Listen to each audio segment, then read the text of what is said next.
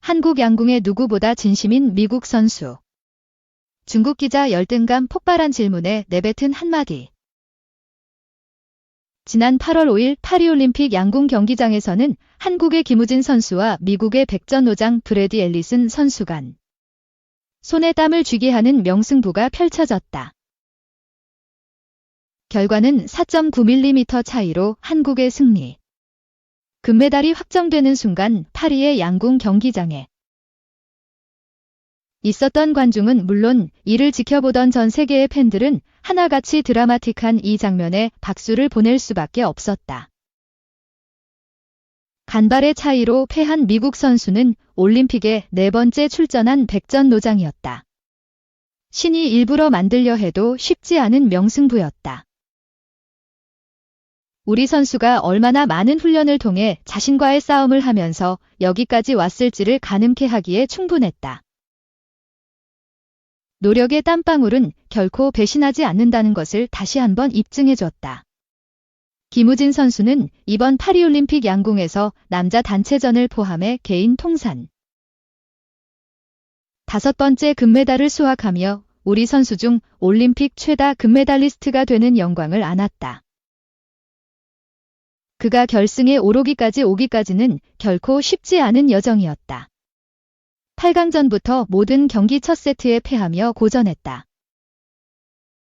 결승전에서도 첫 세트에 8점을 쏘며 상대 선수에 끌려가 팬들의 마음을 불안하게 했다. 2세트를 따내면서 균형을 맞췄지만 백전노장 브래디에게 3세트를 내줘 위기에 몰렸다. 그러나 세계 1위 김우진은 4세트를 따내며 우리들을 안심시켰다. 마지막 세트에선 두 선수 모두 10점을 기록하며 양보 없는 승부가 이어졌다. 그야말로 결승전답게 손에 땀을 쥐게 하는 명승부가 펼쳐진 것이다. 결국 단 한 발로 승부를 가리는 슈소프의 순간이 다가왔다. 마지막 이 한 발도 두 사람 모두 10점을 기록했다. 그러나 김우진 선수의 화살은 동그라미 안쪽. 브래디 앨리스는 바깥쪽이었다. 정중앙에 조금 더 가까운 김우진 선수가 금메달을 따는 순간이었다. 정말 드라마틱한 장면이 아닐 수 없었다. 명승부를 펼친 두 선수는 서로의 손을 들어 올리며 끝까지 응원해준 관중들에게 감사 인사를 전했다. 정말로 감동의 순간이었고 이를 보는 국민들도 함께 기뻐했다. 이어서 앵발리드의 양궁 경기장엔 5번째 애국가가 울려 퍼졌고 김우진 선수는 손가락 3개를 펴보이며 삼관왕을 자축했다. 사실 기쁘고 자랑스럽고 뿌듯한 것은 우리 국민들이었다. 온 국민들이 최선을 다해 최상의 실적을 거둔 선수들에게 진심으로 축하하고 있다. 어렵고 힘든 시절 한국 양궁은 국민들에게 희망과 위안을 안겨줬다. 대한민국 양궁은 이번 올림픽에서 사상 최고의 성과를 거뒀다. 남녀 단식과 단체전, 혼성 단체전 등 5개의 금메달을 휩쓴 것이다. 양궁 최강국의 위상을 다시 한번 과시했다. 한국 양궁이 거둔 성과는 선수 혼자만의 힘으로 된 것이 아니다. 선수들 자신의 피땀 어린 노력도 있었고 코치진과 양궁협회, 정의선 양궁협회장의 아낌없는 도움이 있었기에 가능한 일이었다. 김우진은 어느 선수나 선발전을 통해 국가대표가 될 수 있도록 공정하고 클린한 과정을 통해 모두가 동등한 위치에서 경쟁할 수 있게 해줬다며 초중 고등학교를 넘어 대학교와 실업팀까지 이어지는 시스템을 만들어준 것 자체가 한국 양궁이 최강을 유지하는 비결이라고 설명했다. 이렇듯 훌륭한 선수, 훌륭한 인재, 좋은 성과는 하루아침에 만들어지는 것이 아니다. 공정한 선수 선발은 물론 선수들의 꾸준한 자기관리와 노력, 주위의 아낌없는 지원 등이 함께 이루어질 때 가능한 것이다. 모든 게 두루 갖춰져야 성과가 나오는 법이다. 무엇보다 한국양궁협회가 공정한 룰을 만들고 지키면서 선수를 선발하고 지도한 것에 점수를 주고 싶다. 제도와 규칙과 룰을 공정하고 투명하게 만들어 운영하면 선수들은 열심히 노력만 하면 되는 것이다. 선수단의 값진 성과를 보면서 4.9mm의 차이가 가져다준 커다란 감동과 기쁨의 의미를 다시 한번 되새겨볼 일이다. 훌륭한 성과를 거둔 양궁 선수단의 노고에 깊은 감사를 보낸다. 이 한국 양궁 왜 이렇게 잘하나요? 의신 질문에 김우진 답변은 김우진, 청주시청, 과 임시현, 한국체대의 우승으로 한국 양궁 대표팀이 2024 파리올림픽 단체전 금메달 3개를 모두 가져간 당일. 한 일본 기자가 기자회견장에서 한국이 유독 양궁에 강한 이유를 물으며 한 말이다. 김우진은 모든 선수가 부정없이 동등한 위치에서 경쟁한다고 답했다. 파리올림픽 양궁 단체전 3종목에서 한국이 모두 정상에 선 2일, 현지 시각. 공식 기자회견장에선 한국 양궁이 지닌 저력과 비결과 관련한 외신들의 질문이 이어졌다. 한 일본 기자가 물었다. 이번 올림픽에서 한국이 양궁 금메달 3개째인데 한국이 이렇게 양궁을 잘하는 이유가 뭐라고 생각하나? 조선시대. 고구려 때부터 한국인이 활 잘 쐈다는 얘기도 있는데 이런 거 포함해서 얘기 좀 해달라고 했다. 김우진은 이 같은 기자의 질문에 거침없이 답을 내놨다. 한국 양궁은 체계가 확실하게 잡혀 있다. 초등학생부터 고등학생, 실업까지 모든 선수가 운동하며 계속해서 앞으로 나아갈 수 있다며 공정한 대한양궁협회가 있기에 모든 선수가 부정없이 동등한 위치에서 경쟁한다고 했다. 이어 양궁협회 회장, 정의선 현대차 회장, 이 양궁에 관심을 많이 가지고 있다며 어떻게 하면 세계 정상을 지킬 수 있을까 고민하면서 만들어간다. 그래서 지속해서 강한 모습을 보이는 것 같다고 했다. 동메달리스트로 기자회견장에 함께 참석한 미국의 양궁 선수 브레이디 앨리슨도 비슷한 질문을 받았다. 올해로 5번째 올림픽에 출전 중인 앨리슨은 2012년 런던 대회 남자 단체전 은메달을 시작으로 2016년 리우데자네이루 대회 남자 단체전 은메달과 남자 개인전 동메달, 그리고 이번 대회 혼성전 동메달까지 총 4개의 메달을 수확했다. 앨리슨은 한국과 미국의 양궁 시스템은 뿌리부터 다르다고 답했다. 앨리슨은 한국 선수들은 어렸을 때부터 15년 동안 상당한 훈련을 받는다고 들었다. 궁사로 훈련받은 상태에서 대학교에 들어가고 양궁이 직업인 선수가 많다며 미국에서는 내가 활쏘기로 밥벌이하는 유일한 궁술라고 했다. 그러면서 그렇기에 한국 양궁이 훨씬 뛰어난 퍼포먼스를 보여줄 수 있다고 생각한다고 했다. 한편 김우진과 임시현은 이날 프랑스 파리의 레쟁 발리드에서 열린 대회 양궁 혼성 단체전에서 독일을 6대0, 38대35, 36대35, 36대35로 완파하고 금메달을 거머쥐었다. 가장 먼저 쏜 임시현이 8점을 맞춰 출발이 좋지는 않았으나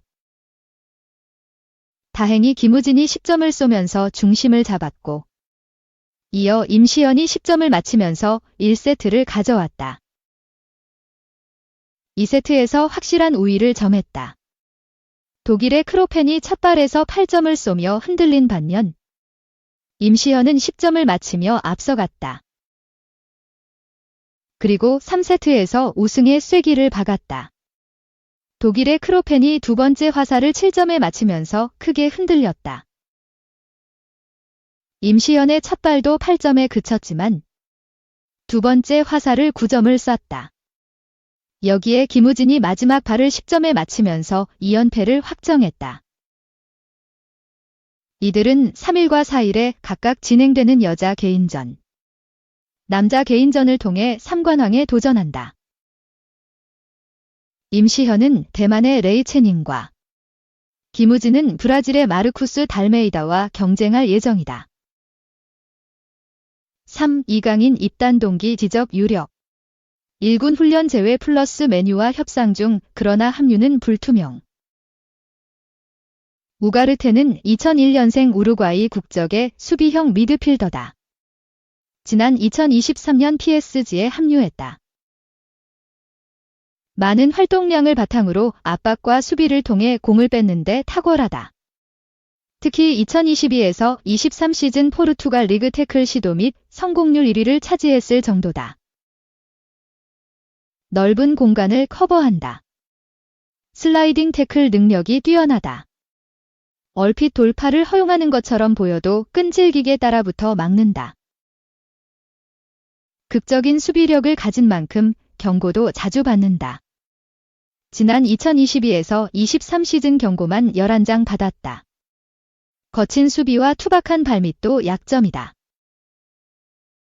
압박을 벗어내는 과정은 좋다. 문제는 이후 패스를 동료에게 전달해주는 과정이다. 확도가 아쉽다. 또 공을 탈취 후 주변 상황을 확인하는 시야가 좁다. 입단 동기다. 우가르테는 지난 2023년 PSG에 합류했다. 이강인도 이 시기에 팀에 합류했다. 또 동갑이다. 둘 다 2001년생이다. 통하는 점이 있었다. 다음 시즌 동기와 이별이 예상된다. 프랑스 내부 소식에 능통한 로익 탄지 기자에 따르면 PSG 엘리케 감독은 1군 경기 중 우가르테, 다닐로, 노르디 무키엘레를 제외했다라고 밝혔다.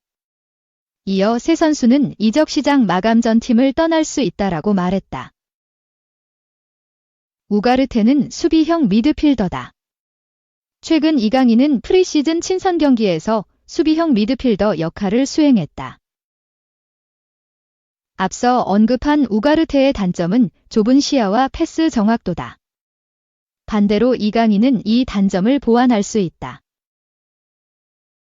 새벽의 축구 전문가라는 채널은 운영 중인 축구 유튜버 페노는 이강인의 최근 PSG 경기를 보면 수비형 미드필더로 출전한다. 그리고 상대 압박을 풀어주는 패스와 한 번에 반대로 넘겨주는 패스로 영향력을 보여주고 있다라고 했다. 우가르테는 방출보다 매각이 효과적이다. PSG는 우가르테를 6천만 유로, 약 897억 원에 영입했다. 이 선수를 그냥 방출하면 창조 손해다. 메뉴 이적이 지난달부터 언급됐다. 그러나 최종 이적은 불확실하다. 영국 어디 애슬레틱은 메뉴와 협상이 어렵다. 메뉴는 PSG가 요구하는 6천만 유로를 지불할 의지가 없다라고 보도했다. 4회 개막전 패배 후 해고된 감독 충격, 감독 파리 목숨 노 좌우쌍 방향 화살표 하루살이 목숨에스, 알고 보니 사연이 있었다. 영국 언론들은 13일 일제히 기예프의 감독, 새 시즌 개막전 패배 후 구단이 잔혹하게 해고라는 제목의 기사를 내보냈다. 감독을 해고한 팀은 프레스턴 노스엔드 축구 클럽이고 경질된 감독은 라이언 로우이다. 그래서 기사는 챔피언십 개막 경기에 패한 로우 감독이 해고되었다고 전했다. 로우 감독을 경질한 프레스턴 노스엔드 팀은 후임 감독을 영입하기 전까지 마이크 마쉬가 임시로 지휘봉을 잡을 것이라고 한다. 프레스턴 노스엔드는 라이언 로우 감독과 상호 협의하에 클럽을 떠났다. 로우 감독은 2021년 12월에 클럽에 합류했으며 클럽의 1군 감독으로 2년 반 동안 13위, 12위, 10위를 차지했다고 설명한 뒤 지난 11일 일요일에 진행된 논의 결과 지금이 변화를 만들기에 적절한 시점이라는데 모두가 동의했다. 고 경질 배경을 밝혔다. 이어 구단은 그동안 로우의 노고, 헌신, 의지에 대한 클럽의 모든 사람들이 감사를 표했고 우리는 그와 그의 가족의 미래에 최고의 행운을 기원한다면 이번 주 선덜랜드와 스완지 시티와의 두 경기에서는 체드 에반스와 함께 마이크 마쉬 피터 머피 코치가 팀을 이끌 것이다고 덧붙였다. 두 경기 이외의 일정에 대해서는 차후에 발표할 예정이다. 로우가 경질로 이끈 경기는 챔피언십 개막전인 셰필드 유나이티드전이다. 프레스턴은 0대2로 패했다.